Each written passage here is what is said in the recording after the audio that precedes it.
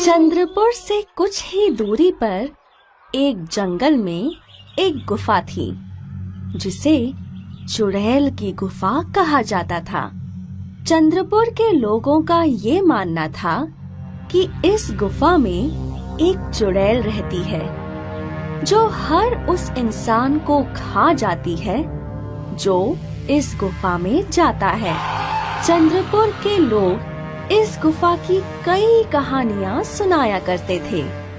एक दिन की बात है, भीमा लकड़हारा जंगल में लकड़ियां काट रहा था। उसने एक बहुत बड़ा पेड़ काटा और उसे अपने कंधे पर लादकर जंगल से बाहर निकलने लगा। लेकिन तभी भीमा के सामने एक जंगली हाथी आया। हाथी को गुस्से में देख भीमा डर गया। उसने वो पेड़ वहीं फेंका और अपनी जान बचाने के लिए भागने लगा। भीमा भागता रहा और वो चुड़ैल की गुफा के नजदीक पहुंच गया। भीमा गुफा देखकर रुक गया, पर जब उसने देखा कि वो हाथी अब भी उसी की ओर आ रहा था, तो भीमा गुफा के अंदर चला गया। गुफा के अंदर बहुत अंधेरा था और जैसे ही भीमा आगे बढ़ा तो उसे डरावनी आवाजें सुनाई देने लगीं।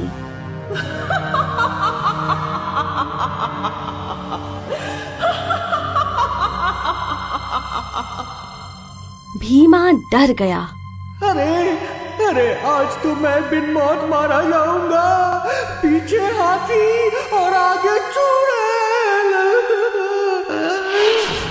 भीमा फिर भी चलता रहा और वो अचानक गायब हो गया। यहाँ घर पर भीमा की पत्नी विमला और बेटा चिंटू भीमा की राह देख रहे थे। रात हो गई थी और अब तक भीमा घर नहीं लौटा था, तो दोनों ने गांव वालों की मदद लेने की सोची। विमला और चिंटू चबूतरे पर गए। मुखिया जी, चिंटू के पापा अभी तक घर नहीं लौटे। सुबह लकड़ियां काटने गए थे, लेकिन अब तक कोई खबर नहीं। क्या वो चुड़ैल? नहीं। लेकिन मुखिया जी, मुझे लगता है कि उसे चुड़ैल ने ही खा लिया होगा। नहीं, मेरे बाबा को कुछ नहीं हुआ होगा। वो जंगल में ही होगा, हमें उसे ढूंढना चाहिए।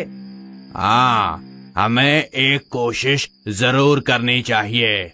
विमला, चिंटू, मुखिया जी और कुछ गांव वाले हाथों में मशाल लेकर रात में जंगल की ओर निकल पड़े। भीमा, कहाँ हो तुम? पापा, वो लोग जंगल भर खोजते रहे। बहुत समय हो गया था और अब तक भीमा का कोई पता नहीं लग रहा था। हमने सारा जंगल खोज लिया है। अब एक ही संभावना है, क्या चुड़ैल भीमा को खा गई होगी? नहीं, मेरे पापा जिंदा हैं। हाँ चिंटू बेटा। क्या हमें चुड़ैल की गुफा में जाना चाहिए? नहीं, सब मारे जाएंगे। हाँ, बिल्कुल नहीं, हमें गांव वापस लौट जाना चाहिए। मैं नहीं आऊंगा। मैं चुड़ैल की गुफा में जाकर पापा को ढूंढ कर लाऊंगा। चिंटू बेटा, चुड़ैल की गुफा बहुत ही खतरनाक है। कहा जाता है कि चुड़ैल हर किसी को खा जाती है। तुम्हें हमारे साथ वापस गांव लौटना चाहिए।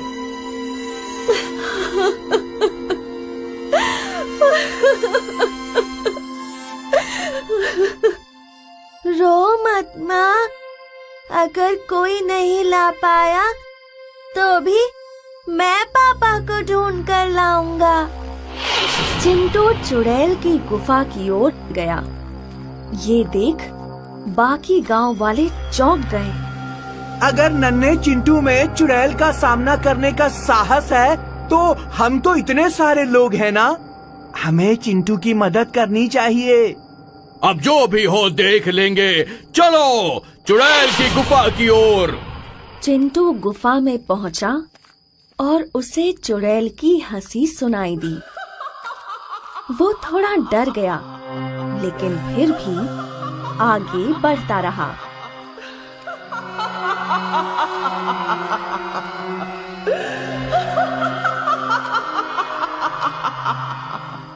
फिर वो चुड़ैल चिंटू के सामने आई।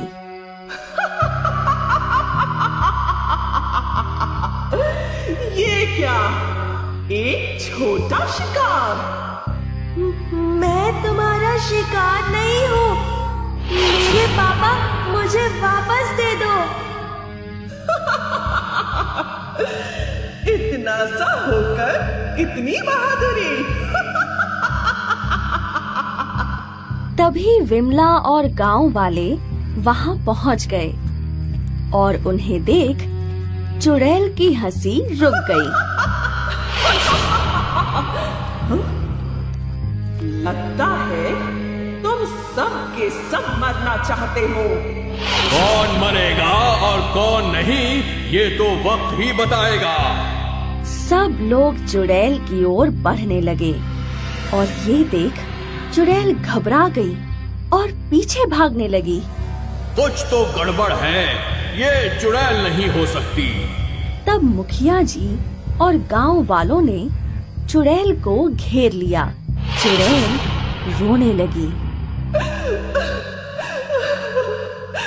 मैं कोई चुड़ैल मुड़ैल नहीं हूँ। मैं तो बस ये खजाने के लालच में आकर ये सब कर रही थी। हमारे लोग कहाँ हैं? यहाँ नीचे। विमला और मुखिया जी चुड़ैल को नीचे ले गए और उन्होंने देखा कि गुमशुदा गांव वाले खुदाई कर रहे थे।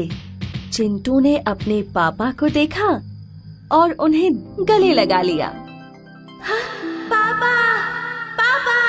चिंटू बेटा, इन सभी को यही लगता है कि मैं एक चुड़ैल हूँ, इसलिए मुझसे डरकर ये लोग मेरे लिए खुदाई कर रहे थे ताकि इस गुफा में छिपा हुआ खजाना मुझे मिल जाए। तुम्हें तुम्हारे पापों की सजा जरूर मिलेगी।